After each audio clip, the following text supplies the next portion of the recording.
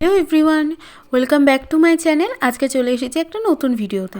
এই ভিডিওটা self party মেকআপের। এখন যেহেতু ব্রাইডাল সিজন আছে, তো চলো এটা তোমাদের অনেক সাহায্য হবে। প্রথমে আমি একটা ময়শ্চারাইজার জেল অ্যাপ্লাই করেছি। এই জেলটা খুব ভালোভাবে অ্যাপ্লাই করতে হবে। আর মনে রাখবে, মেকআপের প্রথমে যে স্টেপটা সেটা হচ্ছে স্কিন প্রিপারেশন। সেটা যদি যত ভালো হবে তত স্কিনে মেকআপটা বসবে আর লং লাস্টিং করবে। তো আমি এখানে জেলটা অ্যাপ্লাই করার পর ব্লু হেভেনের একটা প্রাইমার ইউজ করেছি। প্রাইমার তো সবাই জানো যে ওপেন পোর্সের জন্য প্রাইমার খুবই ভালো, কারণ ওপেন পোর্স যাদের রয়েছে তাদের প্রাইমার দিলে জিনিসটা মিনিমাইজ হয়ে যায় আর মেকআপ বসতেও অনেকটা সাহায্য হয়। তো আমি এটা ভালোভাবে অ্যাপ্লাই করে নিয়েছি। যদি এটা অয়েল কন্ট্রোল হয় তো আরও ভালো। তারপর রিকোডের একটা সিরাম ইউজ করেছি। এটা ওয়াটার বেসের জন্য, ড্রাই স্কিনের জন্য এটা ভীষণভাবে হেল্পফুল, কিন্তু তোমাদের কাছে যদি না থাকে এটা তোমরা স্কিপ করতে পারো। তো এটা ভালোভাবে অ্যাপ্লাই করে নেওয়ার পর সুইস বিউটির একটা লিকুইড হাইলাইটার আমি এখানে ইউজ করেছি। এই হাইলাইটারটা ভীষণ পরিমাণে ভালো, আমি তো ইউজ করেছি, অনেকবারই ইউজ করেছি, আমার ভীষণ ভালো লেগেছে। আর ভীষণ সুন্দর ব্লেন্ড হয় এটা, আর গাল থেকে ভীষণ একটা গ্লো বেরায়। মানে নর্মাল একটা পার্টি মেকআপের ক্ষেত্রে যে গ্লোটা দরকার সেটাও তো দেয়, প্লাস কোনো রিসেপশন ব্রাইড বা কোনো কিছুর ক্ষেত্রে লিকুইড হাইলাইটারটা ভীষণভাবে একটা হেল্পফুল করে পুরো মেকআপের একটা সুন্দরভাবে গ্লো শাইনি ভাব দিতে। তো আমি ভালোভাবে অ্যাপ্লাই করে নেওয়ার পর মার্সের একটা কনসিলার প্যালেট ইউজ করেছি। প্যালেটের অরেঞ্জ কারেক্টার আর ডার্ক ব্রাউন কারেক্টার দুটোকে মিলিয়ে নিয়ে আমি আমার চোখের তলায় যেই জায়গাগুলো ডার্ক স্পটে আছে সেই জায়গাগুলোতে ভালো করে ব্লেন্ড করেছি। আর হ্যাঁ, আমি এটা হাতেই করেছি, কারণ আমার টাইমটা ভীষণ শর্ট ছিল। তো এটা তুলির সাহায্যেও করা যায়, তোমরা যেটা খুশি সেটা করতে পারো। তো কারেক্টিংটা ভীষণ ইম্পর্টেন্ট, কারেক্টিং যদি ঠিকঠাকভাবে না হয়, আর বিশেষ করে অরেঞ্জ কারেক্টারটা যখন অ্যাপ্লাই করতে হয় তখন বেশি সেটার মধ্যে প্রেশার দিয়ে ব্লেন্ড করতে নেই, অল্প হালকা হালকা করে ব্লেন্ড করতে আছে, নাহলে ওইটা যদি উঠে যায় তাহলে আমরা যে কারেক্টিংটা করলাম তার কোনো ভ্যালু থাকে না। দেন তারপরে আমার একটা স্কিন টোন অনুযায়ী আমি আবার একটা আমার কালার নিয়ে তো সেটা আবার কারেক্টিং করে সেটা আমি আবার দেখো ব্রাশের সাহায্যে ভালো করে ব্লেন্ড করে নিয়েছি। ব্লেন্ডিংটা খুব ভালোভাবে করতে হবে যাতে কোনো জায়গায় স্পটের মতো যেন না থাকে, প্রত্যেকটা যেন স্মুথভাবে স্কিনের সঙ্গে যেন বসে যায়। তাহলেই পরে যে স্টেপটা সেটার ব্লেন্ড করতে বা সেটাকে অ্যাপ্লাই করার পর সেটার ফিনিশিংটা খুব ভালো আসবে। দেন তারপরে আমি চলে গেছি একটা ফাউন্ডেশনে, যেটা আমি ইউজ করি, খুব ভালো আর খুবই লাইট ওয়েট, ভীষণ ভালো। এটা ফরএভার 52 এটা মিডিয়াম টোন ছিল, আমি তার সাথে ওই সিরামটা অ্যাপ্লাই করে নিয়েছিলাম, যেহেতু আমি এটা ওয়াটার বেস করতে চাইছিলাম, তো সেই কারণে দুটোকে ভালো করে মিক্স করে দেখো আমি আমার গালের টি জোনগুলোতে ভালো করে আগে দিয়ে নিয়ে তারপরে আমার পুরো ফেসটার মধ্যে অ্যাপ্লাই করে নিয়েছি। এবার তারপরে আমি একটা ব্লেন্ডারের সাহায্যে জিনিসটাকে নিয়ে ব্লেন্ডিং করে নিয়েছি। দেখো, এই ব্লেন্ডিং করার সময় অনেকেই ভুল করে একটা জিনিস, আমি এখানে স্লো মোশনভাবে দেখিয়েছি, এই টেনে টেনে ব্লেন্ডিংটা করে। এইটা করলে কি হয়, আমরা যে এর আগের যে স্টেপগুলোতে আমরা যে স্কিনের মধ্যে যে কারেক্টিংগুলো করেছি, তারপরে যে ফাউন্ডেশন অ্যাপ্লাই করেছি, কোনোটারই কোনো ভ্যালু থাকে না। আর এখানে অনেকে করে গায়ের প্রেশার দিয়ে দিয়ে ভালো করে ব্লেন্ড করে, সেটা করলেও অনেক সময় কি হয়, মুখের যে ক্রিমটা যেগুলো রয়েছে সেগুলো উঠে আসে। খুব ভালোভাবে জিনিসটাকে ব্লেন্ডিং করে করে স্কিনের সঙ্গে ভালো করে ফাউন্ডেশনটাকে বসাতে হয়, যেন কোনো জায়গা ফাঁকা না থাকে। খুব সুন্দরভাবে ব্লেন্ড করবে, যত ভালো ব্লেন্ড হবে তত দেখবে মেকআপ লং লাস্টিংও করছে আর খুব সুন্দরভাবে ফিনিশিং আসছে। তো আমার ব্লেন্ডিং করা হয়ে গেছে।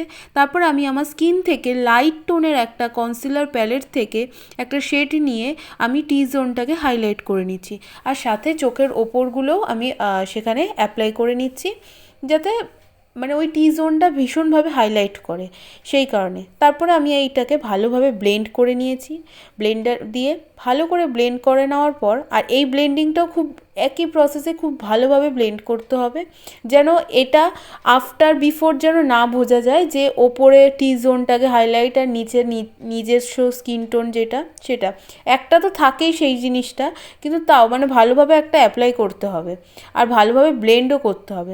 এখানে ওই একই প্যালেট থেকে আমি কন্ট্রোর করে নিয়েছি। কন্ট্রোরটা কী জন্য করছি তার কারণ হচ্ছে আমরা যে এতক্ষণ ধরে এত কিছু গালের মধ্যে অ্যাপ্লাই করলাম, তার ফলে কি হলো, আমাদের যে স্কিনের যে আমাদের চিকগুলো বা যেই টোনগুলো, যে ফাঁকা জায়গাগুলো, সেগুলো যাতে ভালোভাবে বোঝা যায়, সেটা তো আর বোঝা গেল না, পুরোটাই আমাদের ফাউন্ডেশনে ঢাকা পড়ে গেল। তো সেইগুলোকে শার্পনেস করার জন্য, ভালোভাবে বোঝার জন্য আমরা কন্ট্রোরটা করে রাখি। আমাদের গালের যে শার্প জায়গাগুলো সেটা আরও ভালোভাবে নিখুঁত করে যাতে মেকআপের পরেও বোঝা যায়, সেই জন্যই কন্ট্রোরটা করা। আর কন্ট্রোরের এই কালারটা হয় একটু ডার্ক শেডের মধ্যে হয়, বাট লাইট ডার্ক মেলানো হতে পারে। তো ভালোভাবে অ্যাপ্লাই করে নেওয়ার পর আমি এখানে একটা ইনসেটের একটা ব্লাশার ইউজ করছি। এই ব্লাশারটা ভীষণ ভালো, মানে অল্পতেই ভালো ব্লেন্ডিং হয় আর দারুণভাবে স্কিনের সঙ্গে মিশেও যায়, দেখতেই পাচ্ছ তোমরা। তারপরে আমি এখানে একটা স্টেপ ইউজ করেছি যেটা অনেকে নাও করে। তো আমি এখানে ভালো করে পুরো যে ক্রিম বেসটা গেল সেটার মধ্যে আমি ফিক্সার দিয়ে ভালো করে অ্যাপ্লাই করে নিয়ে সেট করে দিলাম। তারপরে আমি আমার আইব্রোসটাকে কোম করে নিয়ে তারপর ওটাকে ড্র করলাম। দেন তারপরে আমি একটা মাইগ্ল্যামের ফেস পাউডার ইউজ করেছি। পুরো স্কিনের মধ্যে ওটাকে অ্যাপ্লাই করতে হবে যাতে কোনো জায়গায় এটা খামতি না থাকে, আর পুরো স্কিনের মধ্যে অ্যাপ্লাই করতে হবে। তার কারণ হচ্ছে আমাদের যে মুখ থেকে অয়েল বেরোয় সেইটা যাতে পুরোপুরিভাবে বন্ধ হয়ে যায়। একদমই তো হয়তো বন্ধ হয় না, তাও মানে যতটা কন্ট্রোল রাখা যায়। তো দেখো আমি 2 ধরনের পাউডার ইউজ করলাম, একটা মাইগ্ল্যামের ফেস পাউডার যেটা ফেসের মধ্যে অ্যাপ্লাই করলাম, আর এইটা দেখো হাইলাইট পাউডার যেটা ইনসেটের, সেটা ইউজ করলাম, ব্যানানা পাউডার। দেখো আমি এখানে ডিরেক্ট এবার আই মেকআপের দিকে চলে এলাম। তো আই মেকআপে কী কী শেড বা কী কী কালার ইউজ করেছি সেটা তোমাদের দেখিয়ে আমি করছি। প্রথমে একটা ইয়েলো শেড দিয়েছিলাম, তারপরে একটা পিঙ্ক শেড দিয়ে নিচে অ্যাপ্লাই করেছি। আর প্রত্যেকটাই আমি আউটার কর্নার থেকে ইনার কর্নারটা ডার্ক শেড থেকে লাইট শেডের দিকেই গেছি। ভালো করে খেয়াল করলে তোমরা দেখতে পাবে আমি যতটুকু সম্ভব আমি দেখানোর চেষ্টা করেছি ক্যামেরার মাধ্যমে। এবার যতটা না হয়েছে বা ওটা দেখলে তোমরা যদি বুঝতে পারো তাহলে কমেন্ট করে বলো। আর যেটা আমি ওপরে অ্যাপ্লাই করেছি সেটাই আমি নিচে অ্যাপ্লাই করেছি, সাথে একটা ডার্ক ব্রাউনও ইউজ করেছি। তারপর আমি একটা হাইলাইটার থেকে একটা শিমার কালার ইউজ করেছি, গোল্ডেন শিমার। তো যেটা আমার আইবলের মধ্যে ওটা অ্যাপ্লাই করার পর ওটা একটা স্পটলাইট হয়েছে। তো আমি এখানে কোনো কনসিলার ছাড়াই এই স্পটলাইটটা ক্রিয়েট করেছি। তো আই মেকআপটা কেমন হয়েছে তোমরা বলো। তারপরে আমি এখানে ব্রোঞ্জার ইউজ করেছি, পাউডার ব্রোঞ্জার। তো এটা ভালোভাবে আমার শার্পনেসগুলোকে দেখানোর জন্য ইউজ করা। আমি একটা এখানে ব্লাশার ইউজ করেছি যেটা পিঙ্ক আর অরেঞ্জ টোনের মধ্যেই রয়েছে।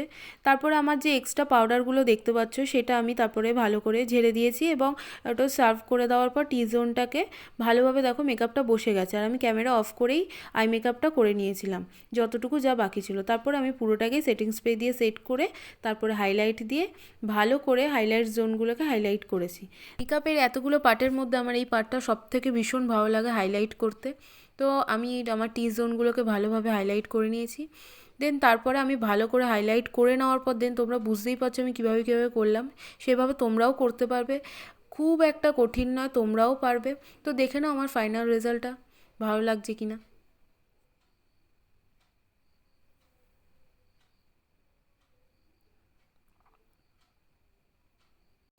কি বন্ধুরা, কেমন লাগলো? ভালো লাগছে তো?